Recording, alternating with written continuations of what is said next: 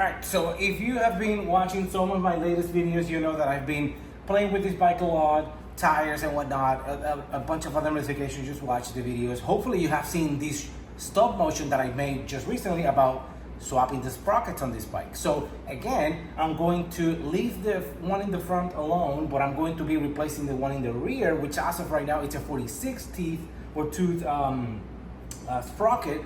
Which is ended up being the OEM sprocket. When I purchased the bike, I noticed that I had a 1543, and this bike, if I'm not mistaken, it's a 1546, which means that the previous owner was probably looking for lower RPMs and more speed, maybe more comfortable kind of highway type of bike.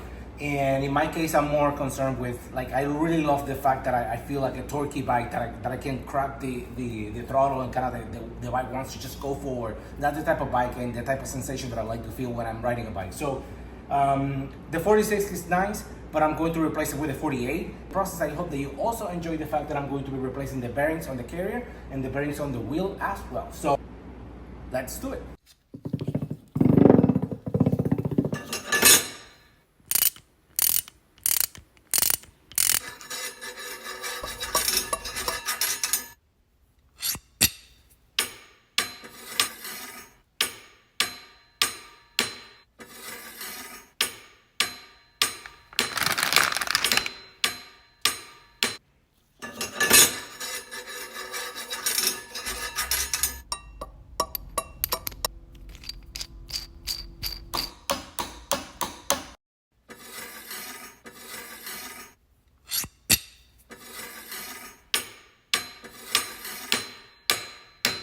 Case I have part which also serves as a place to lift your bike, since these bikes don't come with normal threads on the swing arm to provide a place so you can lift them, which I'm really not liking right now.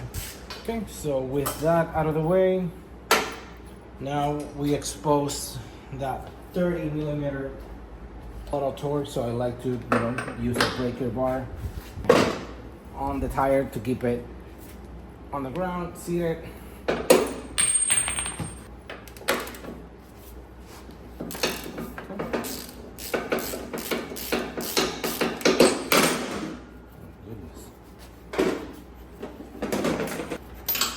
And now I'm pushing the axle towards the right side with the rubber mallet. See if I can push it from the other side a little bit more. Okay. Can have a little bit more leverage. Okay. Drop the tire. Try to move the wheel forward so that I can free up this. Leave it hanging here. Don't go crazy, guys. Nothing's gonna happen, believe me. On this side, if you're curious, I lift the chain. Leave it like that. And now we're going to pull this back. And I know this is not everyone's case, but I have more than one carrier, so I'm just going to be removing this one. Taking this opportunity to put some waterless grease on each, also on the spacer that goes on the inside. Okay. With fresh bearings on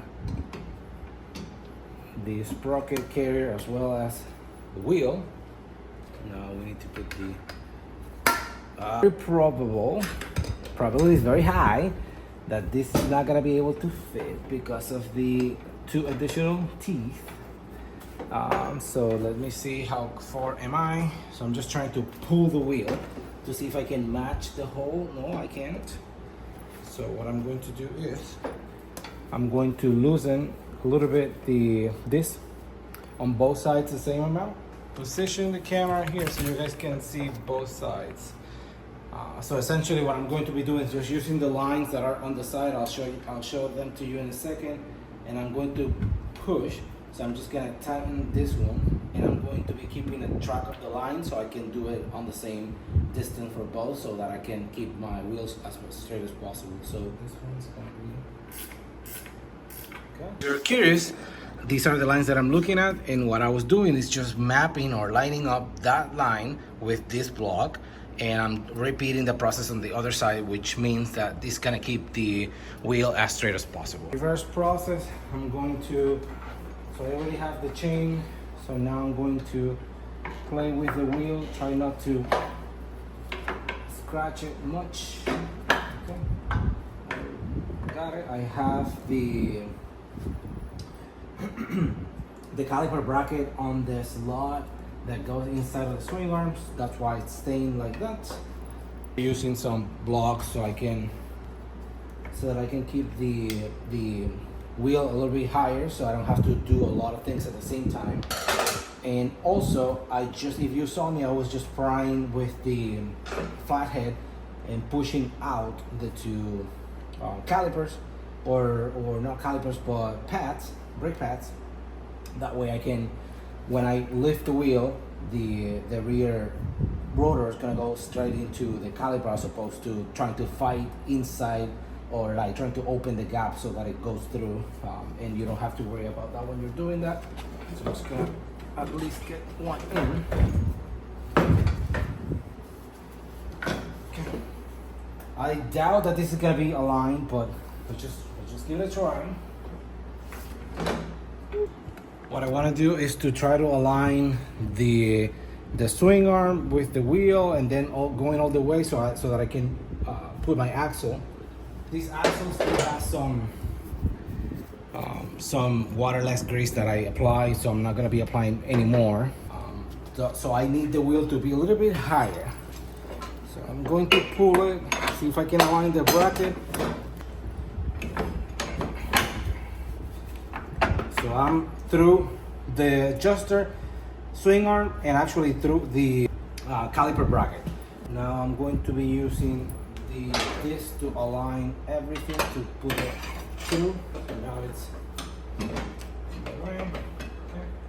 So this is helping me to keep it all in a single place. And I'm going to run it all the way, actually do it on the other side.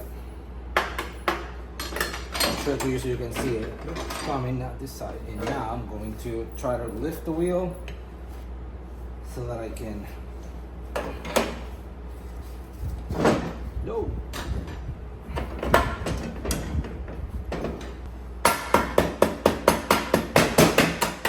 Alright, that's the angle I needed. You saw it going through.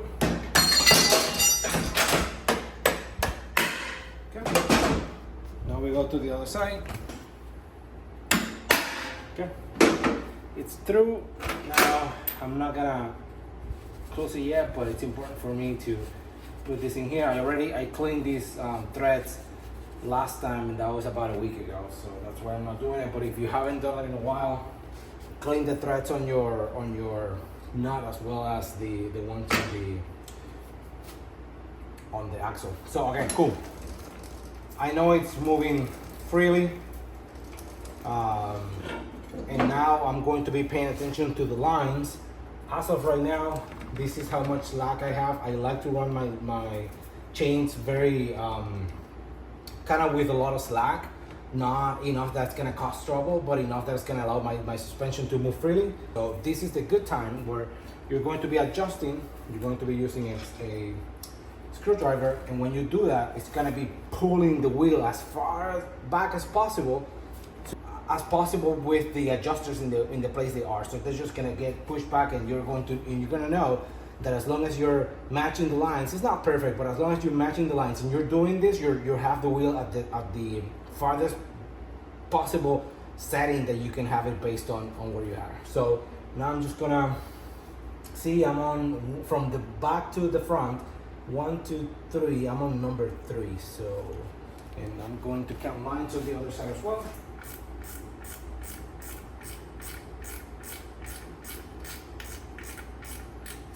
Which one did I say? From the back, it's gonna be the 3rd. You put them in the same place. Okay, that's it. And in here, I'm going to do the same. Gonna have a lot of crazy amount of slack right now, which is fine. I'm just gonna start it from 0. If I remove this, you're gonna see the chain, and the chain's gonna be like very floppy, which that's fine. So what I'm going to do is pull it, and now I'm going to the half mark, I guess. Oh, the other way. Nope, I was doing it correctly. Nope, the other way.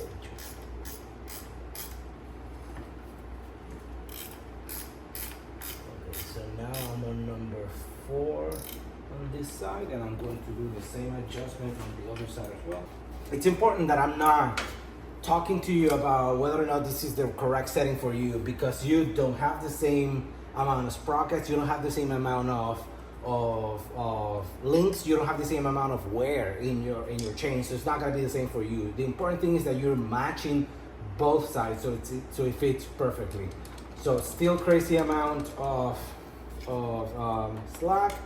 I'm going to pull it and check the slack. Okay, let's go for another line. Okay, so edge. Going to do the same adjustment here. I'm expecting this to get me very, very close. So, okay, that's good. And now I'm going to do this, and this should be very close to the slack I'm going to have, which is about an inch and a half, so I'm okay with that. So now, what I'm going to do is, I'm going to go pull back, get the 30, and then while I'm pulling, I'm tightening.